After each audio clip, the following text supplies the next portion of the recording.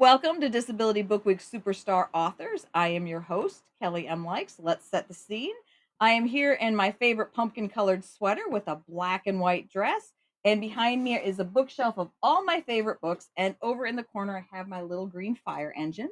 And today we are here with our superstar author, Lindsay Dain, and she is wearing a white sweater. She's waving.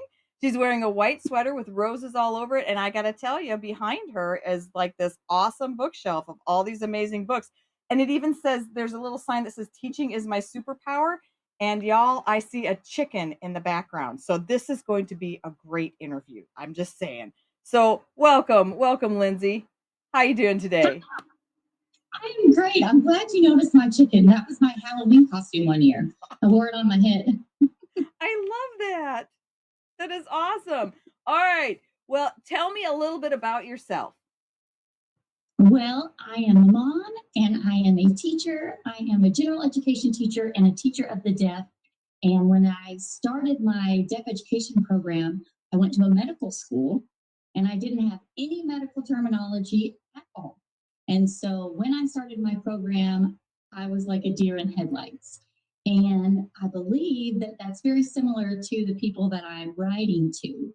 My book is about deafness, hearing loss, cochlear implants, and all of the language is usually new to the people who are being told about it, which is the same as me. So I wrote a book about that, hoping that everyone would be able to understand.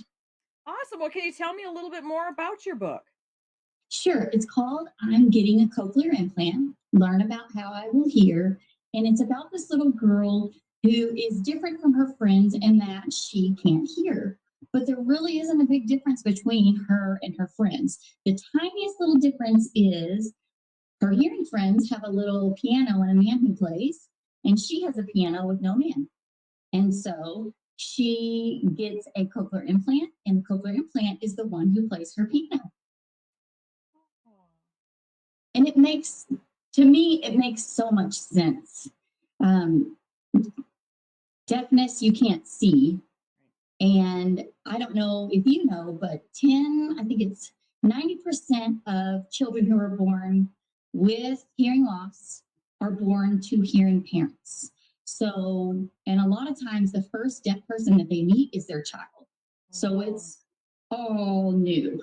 And the goal of my book isn't necessarily to promote hearing aids or cochlear implants. It really is just to promote information because it's a whole new language. So there's two parts. One part is the little story about a girl and how she's different from her friends and how she's the same.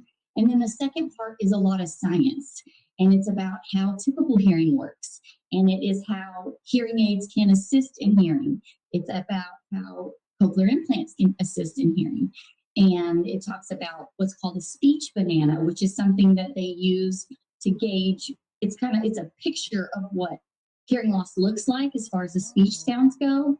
So what I tried to do was take all of these audiological big crazy terms that don't make any sense and put them into a package that can make sense for the youngest of people and hopefully make it a little bit more palatable.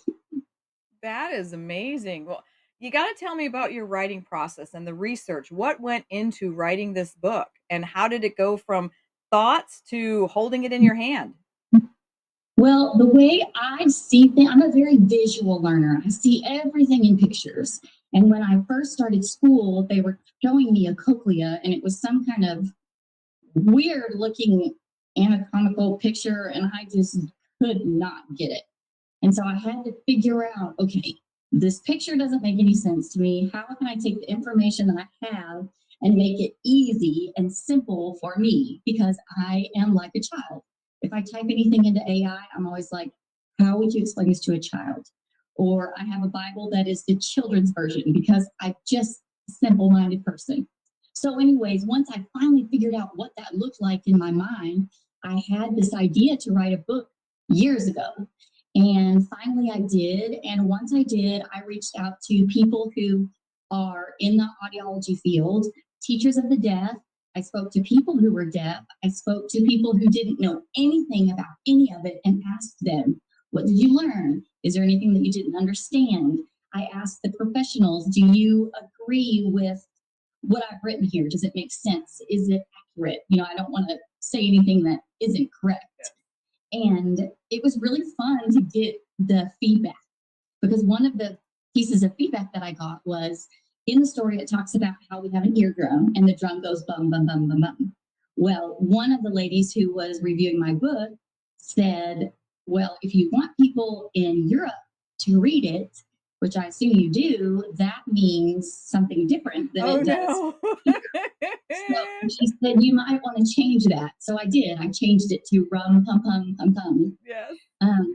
But I wrote it all out a long time ago.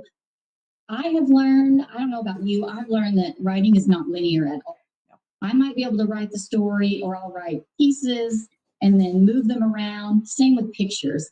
The only thing that's pretty consistent for me is all of my books rhyme, and I usually have 4 lines per page. But other than that, it's definitely not linear. Awesome. I love that. Research is key. Research is key with any book. I have to ask, what sort of advice would you give someone else who is trying to write a book, especially a book about a disability? I would say you have a story inside of you that nobody else is going to write. You don't have to worry that somebody else is going to have your idea. There's never too many books. We're not going to top out. I think that is one of the most important things. There's room for everyone. There's no competition. And write your story. I think a lot of times, if you ask too many people what their advice is, it may not end up being your book. So if it's about a disability, I think it's important that the information is accurate. But I also think it's important that you write your book. And that, I really feel like that's part of your purpose. And you're never going to be ready. It's never going to be perfect. So just do it anyway. That's my advice. I love that. Just get it done. Get it out there. Yeah, I believe that wholeheartedly. Have all of your chickens in a row. Yep. Exactly. I love that. All right, this is my favorite part of the interview. Absolute favorite part. Will you please share a part of your book with me, or with the readers? Say that again. With the readers. I said with me, but it's with everybody that's here today.